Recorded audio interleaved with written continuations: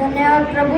आज मैं इन स्टूडेंट को जो कुछ भी पढ़ाऊँ वो इनको समझने के लिए और मुझे क्वेश्चन करने के लिए और इनको आंसर बताने के लिए सहायता मदद करना प्रभु, और इनको भी समझने के लिए अच्छे से सहायता मदद करना।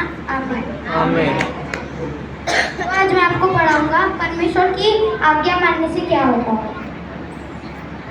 एक बेबीलोन का राजा नबूकदनेस्सर अपनी बड़ी प्रजा के साथ यरूशलेम पे वार किया और वो लड़ाई जीत गए और वो उसके राजा को बंदी बना लिया और 4 लोगों को अपने दरबार में लेके गए। एक का नाम था दानियल, एक का नाम था सदरक, एक का नाम था मेशक, एक का नाम था अबेदनगो। तो उसने उनसे कहा कि तुमको बेबीलोन के तौर तरीके और खाना वगैरह खाना पड़ेगा, और उसने उनका बेबीलोनी नाम रखा। दानियल का बेलतशस्सर, सदरक का हनन्याह, मेशक का मीशाएल, अबेदनगो का अजर्याह। और फिर राजा ने उनको खाने के लिए बुलाया, पर दानियल को ये पता था कि वहाँ का खाना अशुद्ध है क्योंकि वो मूर्ति पूजा को चढ़ाया हुआ और यहूदियों के विरुद्ध था। इसलिए उसने बोला कि मुझे बस पानी और सूखी सब्जियां ही दो। तो और उसने बोला कि अगर अगले 10 दिनों तक मैं अच्छा नहीं दिखा तो तुम मुझे दंड दे देना। तो फिर राजा ने ऐसा ही किया और अगले 10 दिन के बाद उसने देखा तो दानियल अच्छा था। फिर राजा को एक रात को सपना आया तो और वो अचानक से उठा और अपने मंत्रियों को और भविष्यवक्ताओं को बुला के कहा, जो भी मैं बिना बताए मेरा सपनों का अर्थ बता देगा वो मुझे सपनों का अर्थ बताएगा, वही मैं उसको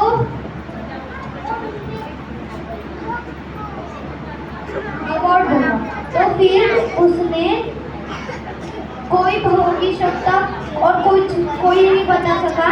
फिर दानियल को ये बात पता चली, उसने परमेश्वर से प्रार्थना की और उसके सपने का अर्थ मांगा। और फिर वो राजा के पास गया और राजा को बोला, एक बड़ी सी मूर्ति जिसका सर सोने का, जिसकी छाती और पैर चांदी के और जिसके हाथ लोहे और तांबे के हैं और मिट्टी के हैं। और फिर उसने कहा कि वो इंसानों द्वारा नहीं बनाई गई है और जो उसका ऊपर का सोने का सिर है वो बेबीलोन का प्रतीक है, और जो उसके आगे उसके वंश होंगे उनको वो राज्य मिलेगा।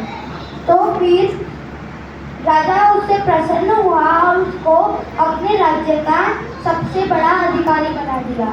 फिर दूसरे अधिकारियों को उससे इच्छा होने लगी, तो उन्होंने ऐसा रूल निकाला, अगले 30 दिनों तक जिसने भी राजा की मूर्ति की पूजा नहीं की और अन्य देवताओं की पूजा की उनको शेरों की मान में डाल दिया जाएगा।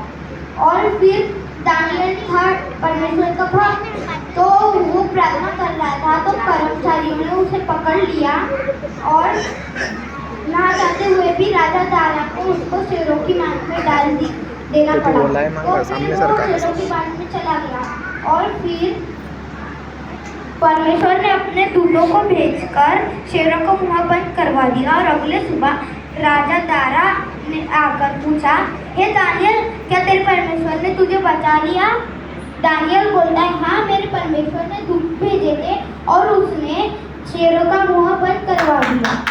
और फिर राजा दारा को अचंभा हुआ और जो मंत्री लोगों ने ऐसा रूल निकाले थे उनको शेरों की मान में डाल दिया और शेरों ने उनको झटपटी खा लिया। और फिर राजा ने ऐसा रूल निकाला, जिसने भी परमेश्वर के सिवा और किसी की भी पूजा की उसे शेरों की मान में डाल दिया। तो अभी मैं आपसे क्वेश्चन पूछूंगा, दानियल को शेरों की मान में किसने डाला? हाथ ऊंचा करना।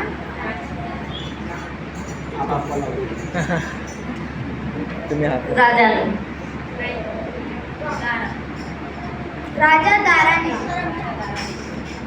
दानियल का दूसरा नाम क्या रखा गया था? अरे तुम्ही ते तिकडे माग तेल सांगू ना तेल डैनियल का दूसरा नाम था बेलशस्सर।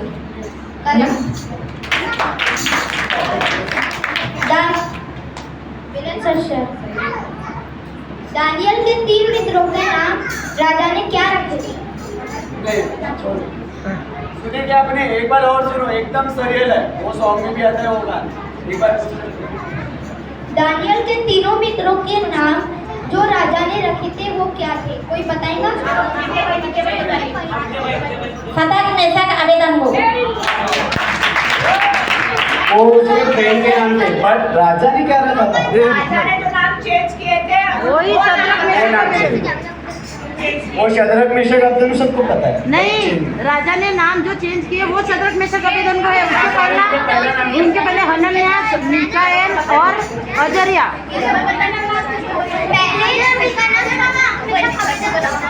नहीं, हाँ, पहले वो नाम नहीं था। क्वेश्चन बराबर है, बराबर है, आंसर भी बराबर है, क्वेश्चन भी बराबर है। विजय भाई को अगली बार 5 चॉकलेट दीजिए।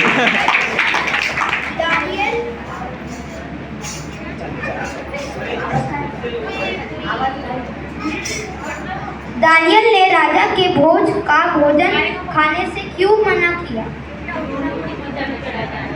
अंकित मामा। मूर्ति पूजा में चढ़ाए गए थे। Correct answer. जब दानियल को सिंहों की मांस में डाला गया तब जब दानियल को सिंहों की मांस में डाला गया तब परमेश्वर ने उसकी कैसे रक्षा? परमेश्वर ने सरपतिस को भेजकर शेर के मुंह को बंद करवाया।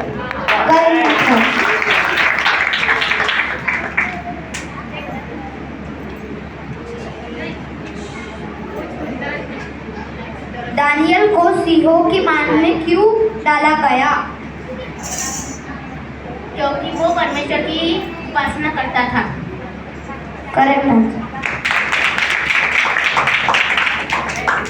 ये आखिरी सवाल है और थोड़ा कठिन भी है। दानियल का चरित्र या जीवन से हमें क्या सीख मिलती है? देखो, लास्ट क्वेश्चन था, हार्ड था और लाइट भी गई। अब देख लो तुम लोग किसको देना है किसको नहीं।